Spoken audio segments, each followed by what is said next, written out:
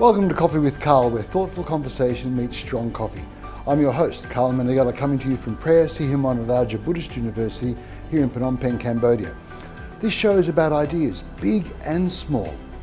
Ideas to get you thinking.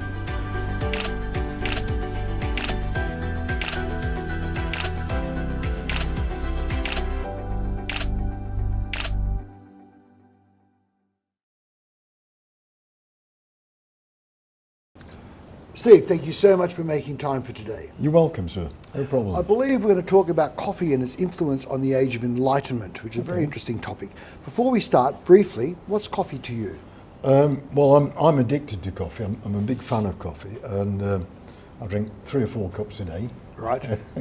That's normal for me. But because we live in Asia, I tend to have iced coffee more than hot coffee. Yep. And because of that, the Thai people certainly like it sweet. I don't. So I tend to mix the coffees, blend them. When I make it myself, I blend the Arabica, which is a very bitter coffee because it's roasted for a long time, very dark, bitter coffee. And I mix it with a gentle roast, 50-50, just to take that bitter edge off because I don't sweeten it. So that's how I like it generally. So today people go have coffee at home, or they go to Amazon, or they go to Starbucks, whatever. Let's go back in time. Yes. And we're going to look at coffee as maybe the precursor or the motivator for the Age of Enlightenment in England. So could you tell us what a cafe in the 17th century would look like? Oh, they were very different. There were small establishments, usually opened in the front of, the front room of someone's house, quite small. And they were frequented by, the first coffee shop actually opened in London in 1655, I think it was. 1655? Yeah. Wow. It was a guy called Pasque Rose, and he was an Armenian servant to a British trader. Don't forget, this was the age of trade. Yes, yes. And so the British traders were going primarily to the Middle East, because the Arabs were big traders, and goods coming from the Far East were a novelty and therefore very expensive, like silk and bone china, things we take for granted today. Yes. But they were very much a novelty item. So the traders were doing that, and so he came across to England as a servant of one of the traders. And coffee was one of the products that they bought. It was very big in the Muslim Empire, in the Ottoman Empire, and the Sufi, that's a branch of Islam, they used it as a stimulant so they could meditate and pray into the early hours of the morning, help them stay awake and alert. So they used the coffee to help them stay awake? Yes. Much as we do today? Yes. Right, okay. And yeah, they realised it was a stimulant. It allowed them to meditate and pray for much longer times. It was very important in their culture. So they could maintain that focus, that awareness. Yeah, okay. Yeah.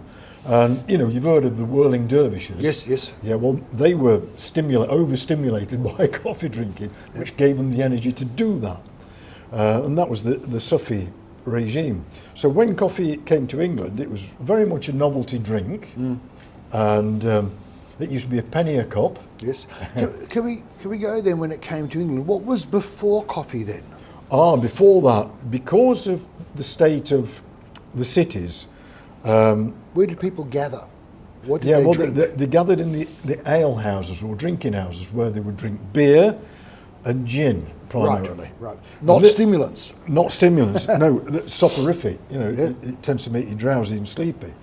And of course, that attack, and people drank that because water was dirty and dangerous.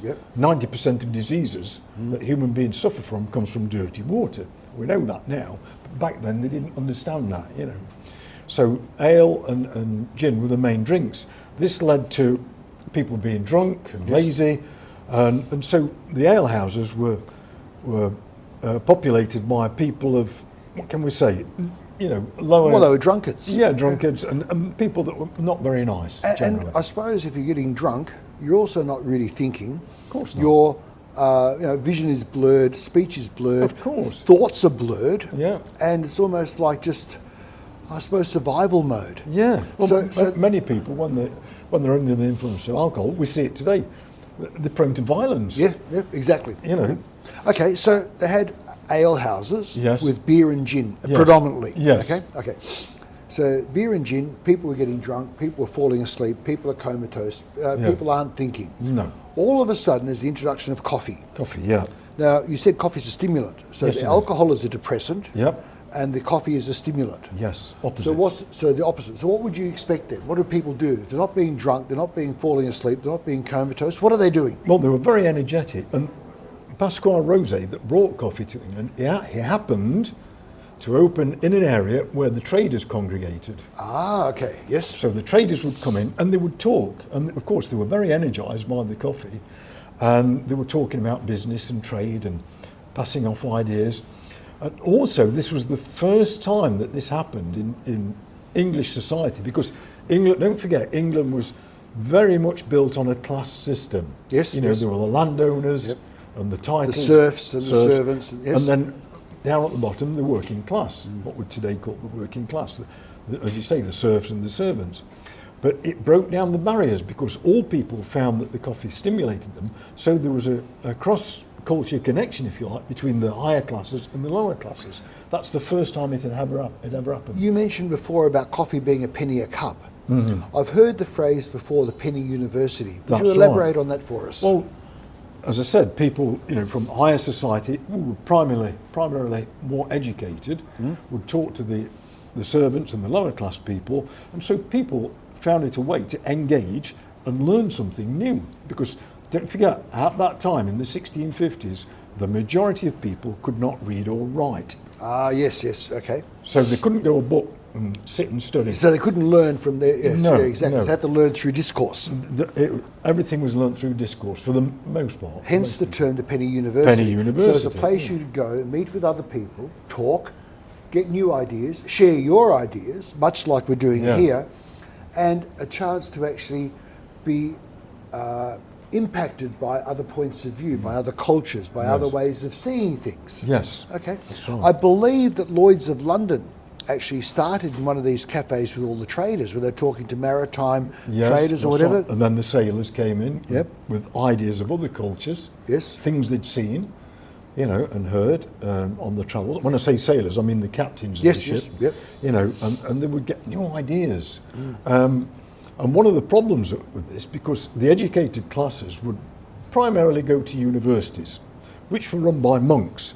All the, you know, Oxford and Cambridge University, which are the oldest universities in the UK, even if you go and look at the buildings today, they are cloisters, what they call cloisters. They were designed for the monks. Yep. They were the owners of education. Who also brewed a lot of them. Mead, Yes, which yes. was the first beer, was made from honey. It was made from brewing honey.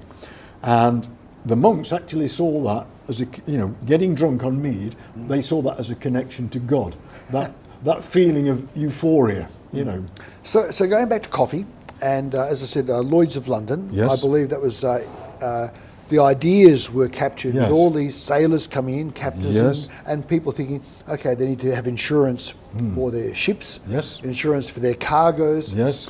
insurance for the owners of cargoes and the owners of ships. Lloyd's of London. And so Lloyd's of London, which I believe actually started in that Of cafe course, yeah. environment. Even today, even in Cambodia, if you insure your car, it's underwritten by Lloyd's of London. Yes, yes. Every insurance company in the world is underwritten by I them. believe that also once an insurance gets above a certain amount, like a natural disaster, it goes away from the local principality or local jurisdiction straight to Lloyd's. Yes, it does. Yes, Yeah. yep.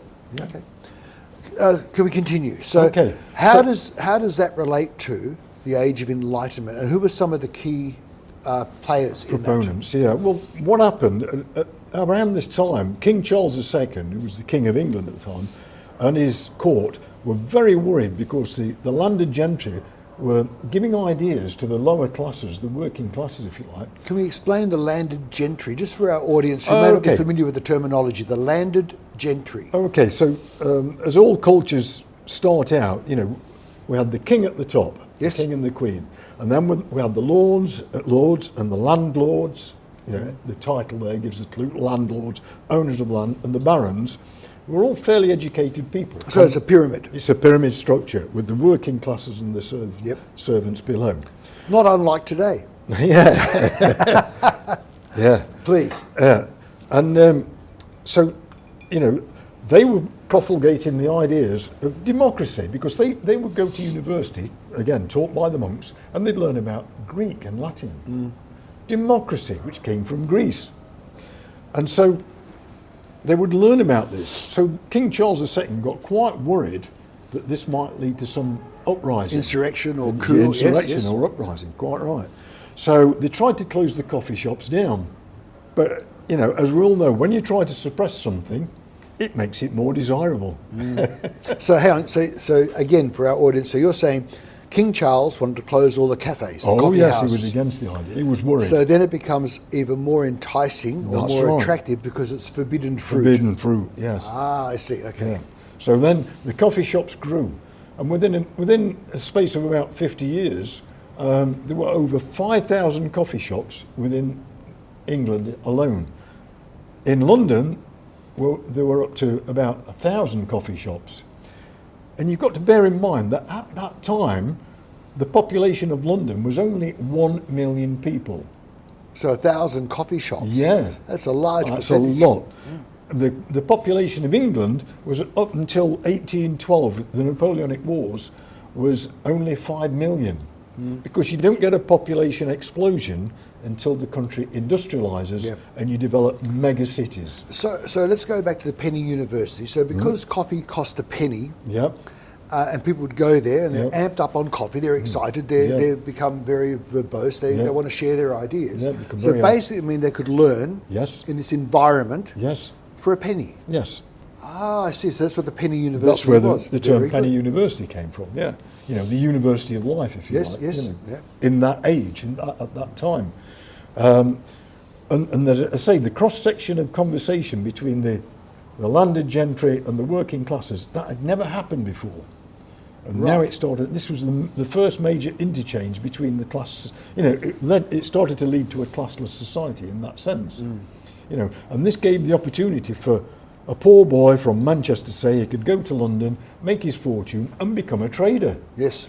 You know, with no family history or wealth at the back of him. If he was clever and smart, he could do that. So an entrepreneur. Yeah. And rather than going and attending classes in a university, he's basically attending the University of Life, as you said, a penny university, learn from other people. Getting ideas. Yes. And especially, I suppose, if he's a trader, meeting with captains, meeting with sailors, meeting with other people who've been there before, looking at what's needed here, where can I get it from, so facilitating that demand. Then you get all these business terms like supply and demand. They're learning that through this discourse, this interchange. Very valuable. Yeah. So it was quite a revolutionary thing at the time, you know. It's easy to dismiss it now and think, oh, what's that? It's nothing. Because now, and then what happened was, you know, because the trading companies were heavily involved, there's a company called the East India Company, which is very famous in English history, and they're renowned for what they did. But they're only, history gets distorted, they're only promoted as a good, a company for the good, but actually they were quite evil. And what they did, they had an interest in, because of the British Empire as well, it linked to the British Empire, you know, the connections with India and Ceylon, which is now Sri Lanka, and China. They were interested in importing tea. So they promoted that and pushed it very heavily. And tea's easier to make. You don't need any special equipment to make tea. You don't have to roast it or anything. You can just boil some water, pour it in a pot and make tea. You don't need the equipment to, you know, coffee's quite a complicated process. You know, you've got to roast the beans, you've got to grind them, you've got to, you know, have a pressurised delivery system, you know. So tea became more popular and the coffee shops declined. Right. You know, that led to the decline of the coffee shops. But the seeds of thought and ideas had already started to move people. Who were some of the famous proponents of those 17th century cafes? Crikey, there's a whole list of people. People like Locke. Yeah, Dr. Hume, if you've ever read he was massive in philosophy, you know, 17th century philosophy, because he came up with a book called Hume's Fork, you know, diverse thinking. You know, all the great engineers. There's another factor which kind of crept in from Scotland, because the Scottish Protestant thinking was slightly different. They even today they have a separate different education curriculum. system. Yes. A separate curriculum. So the British is focused more on? England focuses on the arts. It always has done. You know, I mean, and that came from from the noble society, because the sons would go to university and they would study what's termed the classics. You know, like Latin and Greek. that's all very good, but what else do you do with that other than teach Latin and Greek? Or diplomacy, yes. And Scotland? And Scotland focused on the sciences and maths. And math in particular, yes. And with Scottish Protestant thinking, they came up with a brilliant idea. It's so simple, we take it for granted now, but their idea was, if you can work 5 days and make enough to survive, why not work 6 and put some in the bank for a rainy day? That was a huge, thinking step. It was like the next level. But you're not going to have that kind of thinking in an ale house. No. Not with another beer, another gin. So again, I think we can see coffee as a central part of that. Oh, yeah. But also, I think... because the coffee shops were big in Edinburgh and Glasgow as well. Yes, yeah. And you can extend thinking from abstract into how can we apply it to actually creating actions. That's really important. Yeah. That you have a thought. And that's where cafes are invaluable. And I remember as a university and undergraduate students, cafes were a place you went to talk. Yes. And we'd have friends, who'd take guitars and flutes and all that, play music as well. But there was a time you did your assignments in a cafe. Yes. You did your research in a cafe, because often your house wasn't, or your flat wasn't accommodating lots of people. You'd go to a cafe.